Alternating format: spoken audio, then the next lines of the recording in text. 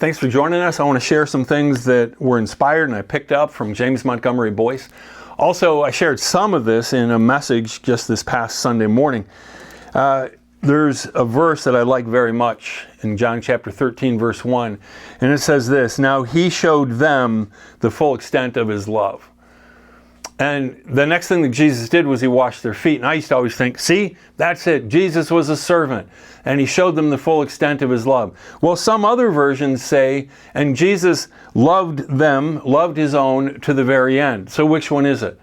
Well, the more that you look into the original language, the full extent also translates into as unto the end.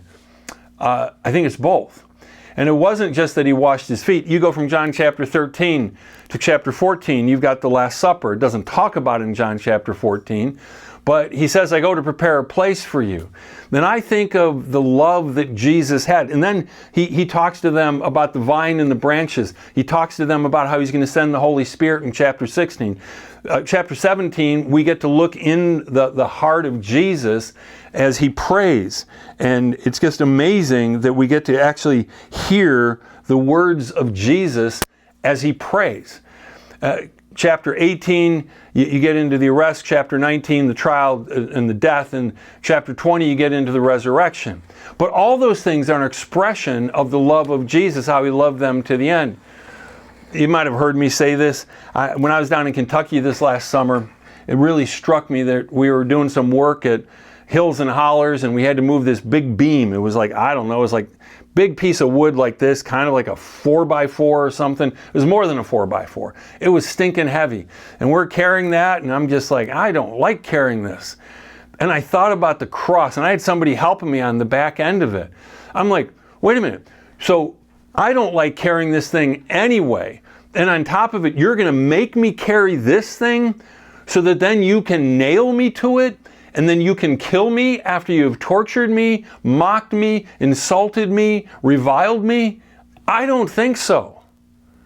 Think about how Jesus loved his own to the very end and he showed them the full extent of his love. And let me just throw some other things in there about the love that Jesus showed as he walked to the cross. Have you ever heard HALT? I've heard addiction counselors use this. They'll say, HALT, it's an acronym. It stands for, are you hungry? Well, when you're hungry, you're not quite yourself. There's a Snickers commercial that says that. But there's truth to that. Some people, they get hangry. You know, it's a combination of angry and hungry. And well, that's the next thing in HALT is angry. If you're hungry or angry, well, Jesus had to be hungry. Any human being would have been angry in his position, but he never misused that anger. Lonely. He didn't think about it. His friends ran away from him. Yes, at the cross he had his mom and John and a couple of other ladies there. But by and large, everybody went the other way. And tired. Jesus was up all night. You think they made sure he got some water, some food, a nice place to nap? No, and then he's tortured. And in all of that, he expresses love. He has mercy on the thief that's next to him who mocked him earlier but changes his tune, and Jesus welcomes him into his kingdom. And Jesus now showed them the full extent of his love. I absolutely love this. And when I see this kind of love, the love of God, I think I have so much to learn. Jesus, help me to learn to love like you do. God bless you. Have a great week.